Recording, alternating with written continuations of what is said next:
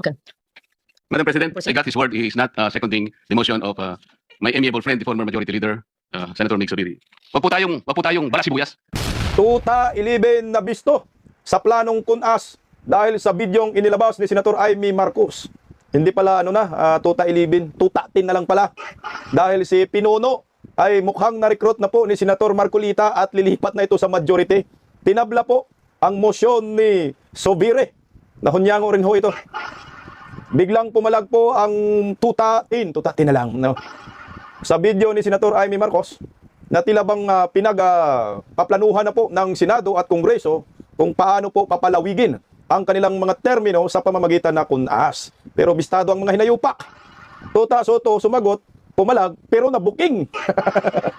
Umamin din ang mga animal. Yawards talaga naman. Banat ni Senator Marcolita, huwag kayong balat sibuyas. Senator Marcolita, hindi yan talaga mga balat sibuyas, mga balat buhaya ang mga yan. Magandang tanghali po sa ating lahat. Palike po muna, pa-share, pa-subscribe, pakipindot po ang inyong mga notification bell para lagi po kayong updated sa ating mga video. Nagulo po ang mundo ng tuta ilibin, na tutatin na lang ngayon. Kagahapon sa bidyong ipinalabas ni Senator Amy Marcos, na pag pinanood po ninyo ng maayos ang video, ay talagang pinagplanuhan na po ng Malacanang, Kongreso at Senado sa pangunguna ni Di at ni Tuta Soto kung paano po ma-extend ang kanilang termino, dahil mukhang ito po ang ipinangako ho ng gobyernong nakangiwiang panga sa mga kongresistang pumirma na ma-impeach si Vice President Inday Sara Duterte. Panoorin po natin ang video kasi clear video po ito. Kasi yung pinalabas kagahapon doon sa sa Senado, medyo malabo. So ito clear video po at kumakalat na po sa social media. Narito, panoorin natin. Bakit nagpalit ng liderato sa Senado? May I be allowed to humbly move to declare all seats vacant, Mr. President?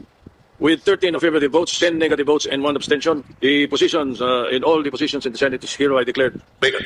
Bakit ito nilusob? Bakit patuloy ang pananakot? Talagang galakalan. Obvious na obvious. Umisa-isa ang majority. Bakit may panggigipit? Pinakakasuhan ng Ombudsman si Senator Rodante Marcoleta ng plunder at indirect bribery. Bakit may pambabaluktot ng kwento? Nililito nila ang publiko. Ang kainan ay naganap alas 4 ng hapon. Ang barilan, alas 7. Nagmamalaking lang may nangangamusta. Si Camille Villar ang unang nag-update. Saka sila nag-reply. Last convo, 4 p.m. Next chat, 10 p.m. Bakit may demolition job? Bakit may pait? Bakit hindi matanggap? Napakaraming bakit. At narito ang mga sagot. Pero bago ang katotohanan, wasakin muna natin ang kasinungalingan.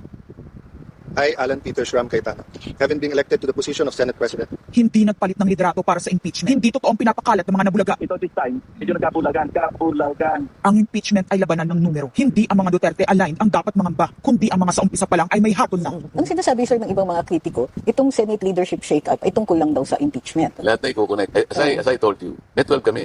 Si Bato is 13. So kahit nawala naman siya, ang pinag-uusapan dito is whether or not you will be able to get 16 votes. Hindi siya pagmumulan ng 6 votes. Wala siya doon eh. 12 kami. Bakit kami magkuku? May 12 na kami kung ang pinag-uusapan lang natin ay impeachment. Actually, 9 lang ang kailangan para Yes, ma-dismiss. 12 kami. So it's more than the required votes. But that's not the point. Ang ano kasi pinipilit nilang i-connect doon. Kaya ako natatawa. What is the connection there? Gusto pang ipa-inhibit ang mga tinatawag nilang Duterte-aligned senators. Nananawagan pa ng partial kuno at pagiging patas. Pero sa publiko, may mga pahayag na hindi makakatakas. While VP Sara is in power, the threat of a full-blown Duterte comeback is still a very real and present danger. Bakit ganito ang desperasyon? Bakit hindi maikubli ang gigil? No. Bakit natataranta ang lahat? Mr. Speaker, I move to endorse to the Senate the resolution setting forth the articles of impeachment. Narito ang pagsisiwala. Noong April 22 sa Soler, nagkita si Tito Soto at House Speaker D para pag-usapan kung ano ang papakialaman sa 1987 Constitution habang nakaupo si Bongbong Marcos. Kasama ni House Speaker D ay si South Cotabato Congressman Ferdinand Hernandez. Kasama ni Soto ay ang dating Senate Secretary na si Mark Mendoza. CONAS ang gusto nilang mode ng charter change. Muling sinusulong sa Kamara ang charter change o pag-amyenda sa konstitusyon sa pamamagitan ng Constitutional Convention. Is something big brewing inside the government to claims of a possible no-election scenario. Ang pag-aamyenda ng konstitusyon sa pamamagitan ng Constituent Assembly. At para makakuha ng suporta sa Senado at sa Kongreso, ito dapat ang mga nilalaman. Dapat ma-extend ang termino ng mga senador at congressmen na mawawala na sa pwesto by 2028. Ang eleksyon sa bawat senador ay magiging by region. Nagdiskusyon sila kung 2 o 3 senador per region. Kinumpute nila kung mayroong 18 regions, nasa 36 o 54 ang magiging senador. Lumutang din ang usapang para hindi makaporma si Inday Sara sa 2028, gawing 50 years old ang edad ng pwedeng tumakbo. Pero nagpanukala rin si Soto na pwedeng gawing 35 years old para kay Vico Soto. dahil ipagmamayabang niyang kayang talunin ito si Inday Sara. Meron ako idadagdag, maganda, Vicky. Ibaba natin ang edad ng presidente to 35. Madali ng bata ngayon eh. Magagaling eh. Ibigay na natin sa mga kabataan na pagpatakbo nitong bansa. Baka puro matino pa mailagay natin. Baka sabihin nila, Senator Soto, this is to siguro allow your nephew, si Vico, na tumakbo. Sabi ko na maging qualify. Sabi ko na mag-iisip sila ng ganun. Hindi ko naisip si Vico. Ang impormasyong ito ay mula mismo sa kasama sa meeting. Kasama din nila ay isang congressman, isang gobernador, isang retired military officer, isang dating may mataas na katungkulan, at 5 mula sa private at business sector. Kaya ba binaliwala ang panawagan ng taong bayan? Kaya ba binaliwala ang paalala ng Iglesia ni Cristo? Ituloy lang natin. Ganda ng isiniwalat eh. Stop. Hindi po nagbabago ang bilin ng Iglesia ni Cristo, Nelson, na ang Iglesia ni Cristo po ay tutol sa impeachment. Kaya ba nagtatapang-tapangan ang mga umaastang bida sa ginagawa nilang tunay na drama? Kaya ba nila sinasabing hindi sila natatakot sa eleksyon ay dahil alam nilang walang eleksyon na magaganap? Hindi po kami natatakot sa susunod na eleksyon. At ang boto sa impeachment ay refleksyon ng boto sa pagsira sa 1987 Constitution. Pabor ang karamihan sa mga pagbabago sa ligang batas, lalo na sa usaping ekonomiya. Ngunit kung papakialaman ng iilan ang konstitusyon para maghari-harian at para sa pansariling kapakinabangan, makapwesto ng matagal o mailuklok ang kamag-anak, humanda kayo sa galit ng bayan. Ang pagpapalit ng liderato sa Senado ay hindi kakaiba. Ito ay nakabase sa prioridad at gusto ng mga senador. Bumabahana ng ebidensya laban kina Bongbong Marcos, Liza Marcos, Sandro Marcos at Marvin Romualdez. Kailangan ng may bayag sa Blue Ribbon Committee. Ipinangako na sa mga korap na mambabatas ang perang malilikom sa 2027. 2028 national budget. Dapat pigilan. 2028. Alam natin, that's the election budget. And it was assured to the congressman, this will also be the CONAS budget. Nagiging isa ng malaking sindikato ang pamahalaan. Sinusuportahan ito ng mga dating kalaban, mga tinulungang manalo noong nakaraang eleksyon, mga may galit sa nagdaang administrasyon. Lahat sila kasama ng pinakamalaking troll farms at ilang bahagi ng mainstream media ay pinagagana ng dalawang bagay. Pera galing sa korupsyon, galit sa mga Duterte. Mahalaga ang liderato ng Senado para sa mga korap at nakasandal sa mga buwaya ng kapangyarihan. Ngunit mas mahalaga ito sa mga naninindigan na ang Senado ay bantayog ng konstitusyon na hindi dapat tinatakot, sinusuhulan at iniipit upang maging tau-tauhan. Maaaring hati ngayon ang Senado. Maaaring kanya-kanyang bersyon ng kwento. Wala nang pakialam kung ano ang totoo. Isa itong indikasyon na gumagana ang demokrasya. Kailangan lang maalala ng bawat senador na kahit sila ay may kapangyarihan, hindi dapat nila malimutan magpakatao. Sa kabila ng lahat ng problema, pinakamababang halaga ng piso sa kasaysayan, mataas na bilihin at gasolina, kawalan ng trabaho, halos wala nang makain, nagpapakamatay na mga magsasaka. Ang inuuna ay politika, impeachment at kung ano-anong propaganda para mabalik ang kontrol sa Senado ng mga nangako na maisakatuparan ang pagpapahaba ng panahon sa kapangyarihan. Kung magde-deny yung mga nandoon sa meeting na yon at pabubulaanan yung aking sinabi, then sasabihin ko kung sino ang nagsiwalat sa amin. Kasi magugulantang ang buong bansa pag siniwalat ko kung sino yung nagsabi sa amin. Ang tindi ng video. Mukhang may part 2 pa to na mga kabisdak. Ang video na ito ay ang sumapol, siyempre yung mga kalyado ni Bongbong Marcos, mismo si Bongbong Marcos, First Family, Martin Romualdez, Tuta Soto, Boji D. Dahil ang lumabas, sila po yung nagpaplano na sirain yung 1987 Constitution, magkaroon ng Constitutional Assembly at magkaroon ng term extension. Ang dinig ko nga, 2032 na yung election. So yun yung buod dyan. At alam naman din natin na ipinangako rin po ito sa mga kongresista yung term extension. Kaya nga, hindi sila takot na bumoto na si Inday Sara ay impeach nila dyan sa Kongreso dahil wala na lang election. So yung galit ng taong bayan ay hindi na mangyayari kung sakali hindi matuloy ang election, pero magiging gulo po ang kahinatnan. Maliwanag doon sa video na si Tito Soto, Boji D ay nagkikita sila sa isang hotel. Pero ito, unahin po muna natin itong pagpalag ni Miguel Zubiri. Kung totoo na yung video, hindi naman talaga na parang ikakasama mo ba? Kung hindi ka kasama sa plano na yan, at kung hindi ka minensyon, dapat siguro hindi ka pumalag. Si Mig Zubiri, hindi man na-mention yan eh. Nagkangiwi-ngiwi na nga sa galit eh. Pag pumiyok, ibig sabihin, guilty. Ang na-mention lang naman dyan, Bulaga 11 eh. Yung kasama ka sa Bulaga 11, Migs. Ito, pakinggan natin yung pag-react, no? At nag-motion nga dito si Mig Zubiri. Pakinggan natin. Order. Under Section 93, 94, 95 on Parliamentary Acts and Language, I just want to point out that the video that the lady senator presented was obviously opinionated, a propaganda tool, right? It's should be stricken off the record, Madam President. And it's unparliamentary. And we've seen videos presenting evidence on issues that are taken up on the floor. Senator Tulfo always comes out with videos showing people being mauled, people being abused for the information of this body to act on that particular issue. But to come up with an opinionated piece like that, ganong klaseng video, na propaganda, na sowing intrigue. Kasi ako, Madam President, hindi naman ako sangayon sa people's charter change. Oh, di ka sangayon pero kautal-utal ka. Alam niyo po kasi yung mga nagsisinungaling, hindi nakakadiretso na magsalita. Kautal-utal ka dyan. Hindi daw siya sangayon sa charter change. So, noon siguro, hindi ka sangayon doon sa PI. Alam namin yun. Pero ngayon na bago na, pumapabor sa inyo, malay natin. Tuloy. I was the first one in this institution who fought that kind of move with the PI. And all of us together, kaming lahat, for the first time in the history of the Senate, 24 senators tumayo dyan at pinasapo natin yung Contra People's Initiative, the fake People's Initiative.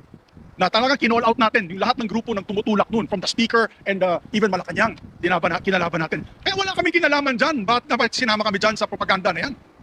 Hindi ako naniniwala na kinalaban mong Malacanang.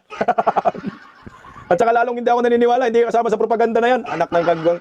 Kasama ka nga sa tuta ilibin eh. Eh kung hindi ka kasama, bakit galit na galit ka? Napaka-defensive mo naman eh. Mandali kasi basahin ang mga guilty. Pag guilty ka, siyempre, defensive ka masyado. Hininayan mo lang sana para hindi ka halata. Dahil kami, Duwag 11? Bulaga 11? At grade 13? That should not be shown here. Because what will stop us now, Madam President, for that lady senator, that we come up also with a propaganda video here, papalabas din namin, yung mga sala nila. Anong sala? Oo, kung ano-ano, hindi naman kami ganyan. No, to gain traction, to gain views and publicity, will destroy our fellow colleagues here. Walang ganyanan. Ako, hindi ako nagagalit. Kilala niyo ako. Ako pinaka-amiable dito. Mahal ko kayong lahat. Lol, mahal ko kayong lahat. Hindi ako nagagalit. Eh, kung mahal mo ang mga senador, bakit si Bato trinidor mo? Bakit trinidor mo yung majority na iniwan nyo lang dyan sa Senado nung time ng Senate siege? Ay, nasasabihin mo, mahal, ulul, bakit hinayaan mong arestuhin si Senator Bato? Bakit hindi kayo doon nag-motion? Bakit hindi kayo nagalit doon sa nabugbog na security personnel ng USAA? Lo mo, Migs. Hindi na po bumibinta yan. Dayo. Pero hindi tama yung pangyayaring yun. Di ba? Kung galit po kayo, salita po siya dyan, magalit siya sa gobyerno niya, magalit siya sa kapatid niya, murahin niya kapatid niya. Pero huwag naman niya idamay yung mga tao na walang kinalaman dyan. Okay, mukhang tumama dyan na part si Mig Subiri. Kung galit ka sa gobyerno, murahin mo kapatid niya. Murahin niya kapatid niya. Tingnan mo, ako sa akin rin umuyon ako dyan kay Mig Subiri. Kasi nga, ito si Mangga, manggagamit talaga yan. Alam na natin yan eh. Dumidikit sa mga Duterte para hindi makastigo ng mga butante. Tama naman din eh. Kung talagang galit ka sa gobyerno, bakit ayaw mong murahin si Bongbong Marcos? Murahin mo kapatid mo. Magmurahan kayo. Alayo.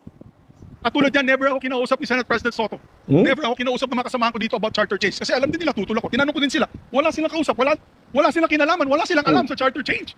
This whole group is just nodding, shaking their heads. There is no such thing. Inday-badiday na ba tayo dito? Senado. Kaya nga sinasabi, we're a circus. I apologize to those who are watching.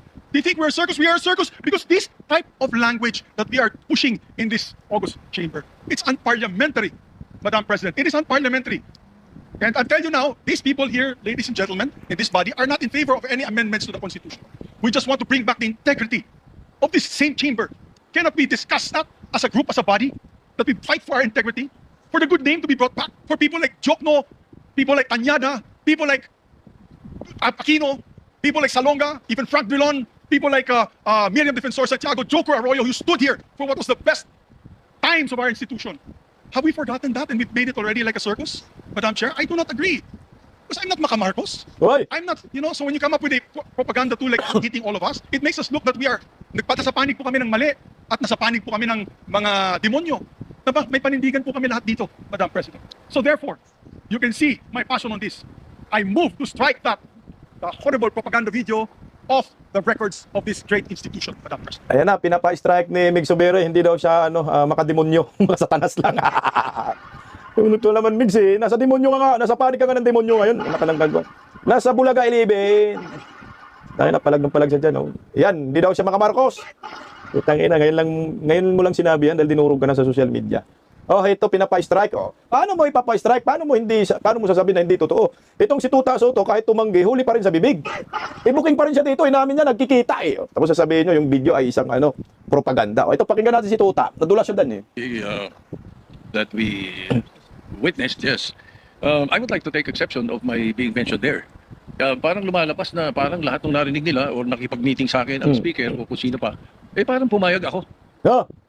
Sana tinanong nila yung source nila, pumayag ba ako? Yung mga binabanggit na idea, I did not even mention it to any member of the Senate. Tungkol doon sa mga ideas of, let's say, regional Senate and all that. Ito mga idea ng mga tao to eh. Di ba? kung nakikinig ka, narinig mo yung idea, ikaw ba yung sumang-ayon na? Dahil narinig mo? For example, in my case, I have never been in favor of Chacha. Charter change? Never. From the day I became a senator up to the present, ang dami namin pinagdaanan dyan. Ang mas gusto ko, Chacha. CHA, CHA. Not charter change. Ang kailangan natin, Chacha, character change. CHA yung sinasabi mo, hindi yan Chacha pa rin yan. Putang ina. Bulagaan talaga eh. Sige nga, basahin mo yung CHA. Di ba Chacha? Anong Chacha? Chatsang hinayupa ka. Hinabribit mo pa. Chacha pa rin yan, tuta soto. Tangina, bulaga na talaga datingan dito eh. Oh. That is what we need. Okay, kaya kung merong, let's say, may idea ang Speaker of the House, gustong kausapin ng Senate President at sinasabi nila, meron silang mga membro, ganito, idea ganito, nag-idea ganito. Ay, ibig sabihin ba nun, mali na kagad ako dahil narinig ko? Ano? Did I agree? Ang sabi ko pa nga, if we're going to change or amend, not change amend, ang nabanggit ko. If you're going to amend the Constitution, baka ako pumayag sa isang bagay lang, sabi ko. Ano? At yun may baga sa in jest ko pa sinabi. Sabi ko, ibaba natin ang edad. Bakit sa Amerika, 35 years old na presidente? Oh, di tama yung video ni Aimee, inamin mo rin. Sabi daw, hindi daw change, amen. Puta, pareho lang yan. Parang insertion lang yan at saka amendments, pareho lang din yan. Anak ng kagwang kayo. Pareho lang yan, gusto mong magbago eh. Layo. Ang Senator 30. Bakit sa atin 40 and 35? Kaya mali pa rin yung sinasabi doon sa isa sa comment sa the distinguished lady na sinasabi, gusto ko raw iakyat into 50. Para ma-disqualify doon sa Sara Duterte. Oh. That's not true, Mr. President, Madam President. Oh, that's impossible. I never said that. Di ba? And I have nothing to do with the proposal for any elections of Sara Duterte in 2028. For all you know, I might vote for her. Di ba? Ano ba yan eh? Putang ina. Baka daw, bubuto pa daw siya kay Inday Sara. Puta, dahan-dahan na nagkalasa ng mga animal. Nagparinig ng mga hanayupak. Wala na talaga silang magagawa dyan. Si Inday Sara talaga maging presidente. Siyempre, sisip-sip ang mga hanayupak na to. Pasimpleng sip-sip yun ha. Bulaga. Oh. Hindi pa pwedeng porque pinag-uusapan, narinig mo, yun na kagad. At saka lalabas dito na para bang ako yung nakikiisa. I have nothing to do with the allegations of Chacha. I heard the proposals. I never brought it up to my colleagues, any one of them. Hindi ko binanggit eh. As a matter of fact, there was one time na sinasabi yung meeting daw namin, Senator Lacson was there. He dropped by because he had the board meeting. Tapos sabi ko, tama-tama, nagkamali siya ng pasok. Andun lang, well, actually, it's not a room. It's just the VIP area. That's open, very open.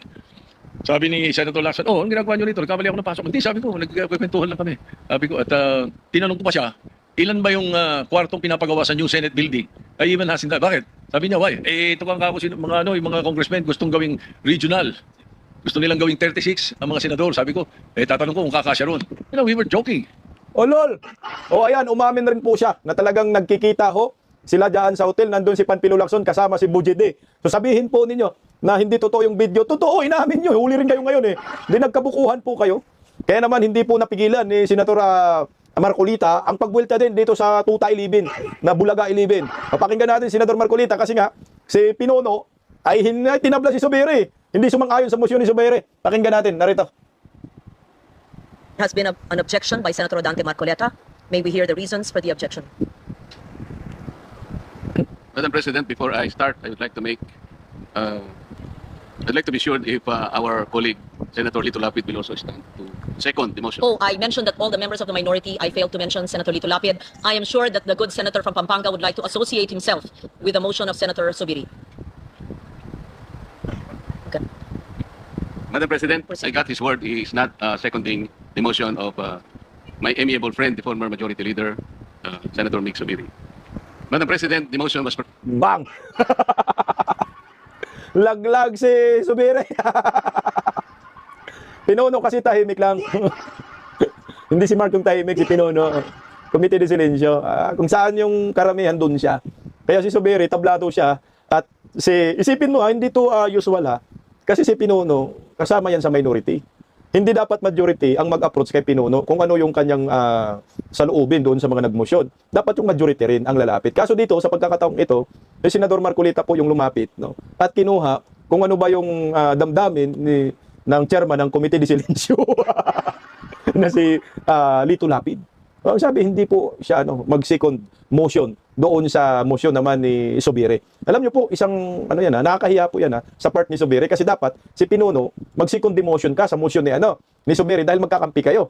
Kaso ang lumabas, hindi po nag-second motion. So ito na ba, Pinuno? Lilipat ka na ba sa Brief 13? Sa mga Brief 14 na po kayo? Tama, doon ka sa majority. Wala kang makukuha dyan sa Bulagaan 11 na yan. Na ngayon ay Bulagatin na lang. Puta, iyak ang mga hinayupak, mga tuta. Tuloy, Senador Marcoleta. Premise on Section 93 of the Senate Rules. May I read this again, Madam President? Acts and language which offend a senator or any public institution shall be deemed unparliamentary. Madam President, I have not heard any word from Senator Jaime Marcos that offended the sensibilities of our counterparts in the minority. I think what is being objected to, Madam President, which is not covered by the rules, are the videos that were presented during or before her speech. Pwede ko bang malaman, Madam President, kung yung pinay-strike out, kasama po yung video na nakita natin na kung saan ay nagsasalita ang ating kasama, Senator Risa Ontiveros. Kasi po sinabi niya, while VP Sara is in power, the threat of a full-blown Duterte comeback is still a very real and present danger. Si Sa Risa. akin po, walang problema rin. Opinion niya yun eh. And we have to respect that opinion. Yun po ba yung pinaalis natin? Gusto ko lang po malaman, isa-isahin natin. Pangalawa po, nakita ko rin po yung sarili ko.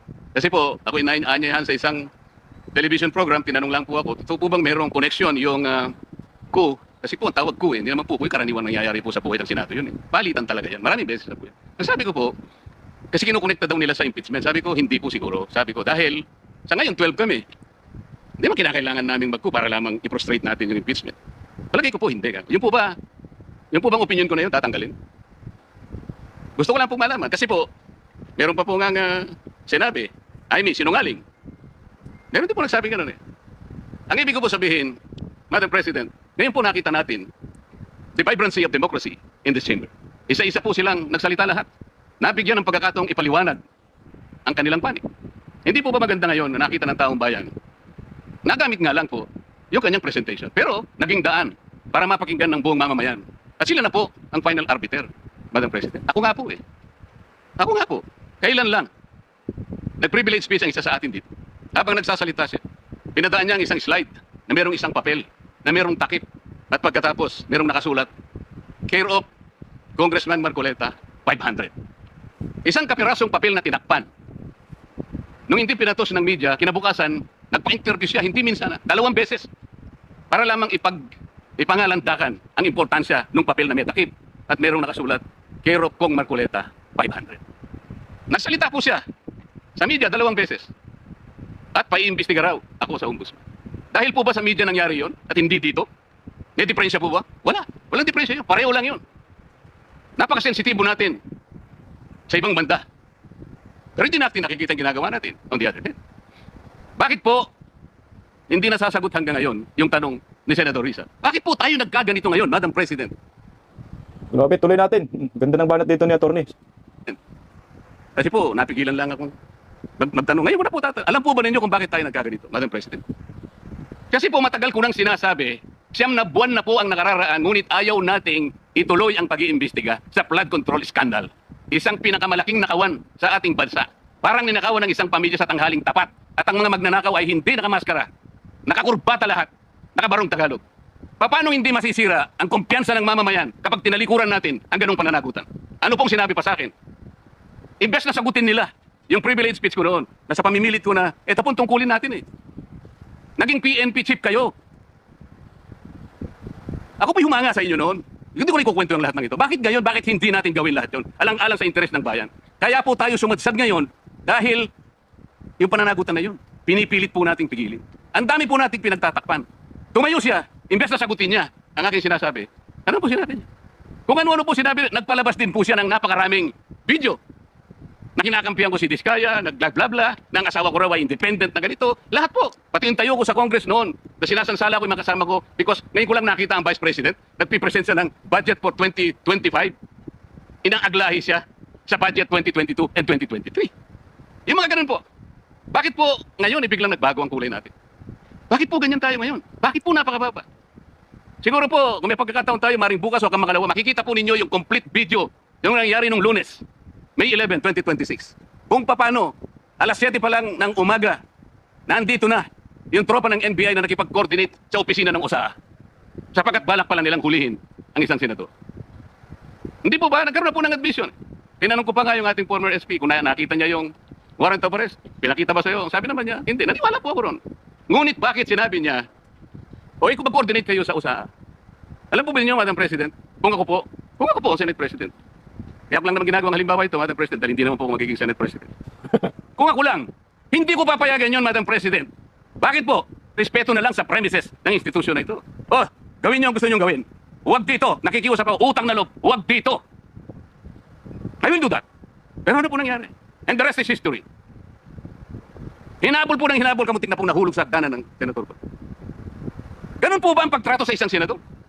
Sinasagot ko po yung tanong, bakit po tayo nagkaganito? Isipin po ninyo, bakit hindi kayo magsimula doon? Meron po bang isa sa mga minority counterparts natin ngayon, Madam President? Meron po bang isa na sumama sa akin nung ako'y nagsasalita na parang si John the Baptist, ako na lang ang isang nagsasalita.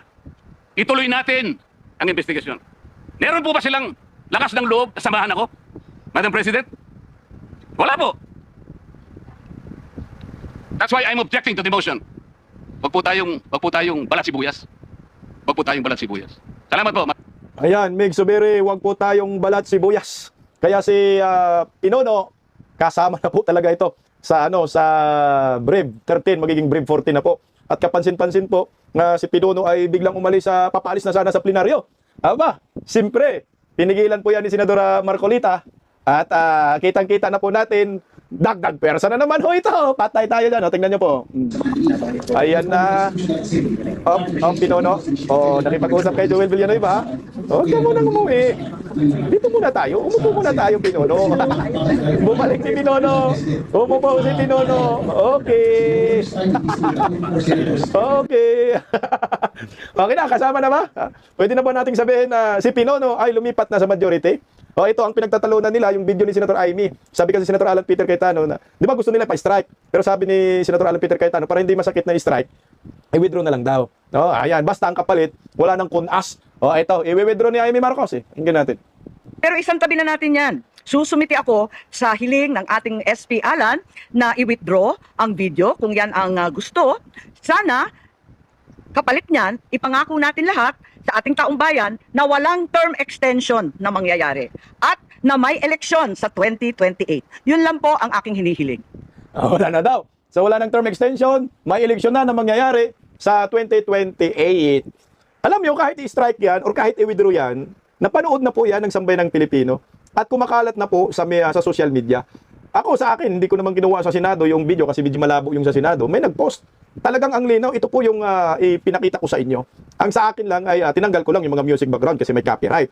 So kahit anong gawin nyo, Tuta Soto, Mig Zubiri, tingnan mo si Mig Zubiri, kangiwi-ngiwi na rin dyan, Tuta Soto, ganun din, kangiwi-ngiwi na rin napapanood na yan ng taong bayan. Tama lang din na inilabas para mabuking at mabisto ang plano po ng grupo ni Tuta Soto. Na siya mismo inamin yan, sabi niya, di ba?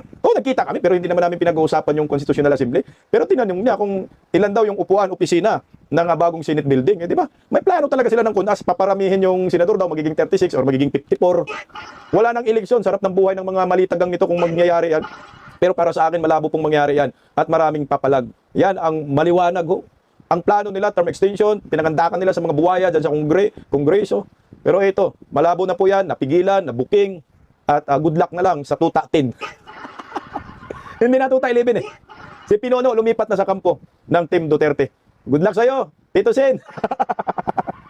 Next week, magkunita ka muli para iyak ka muli.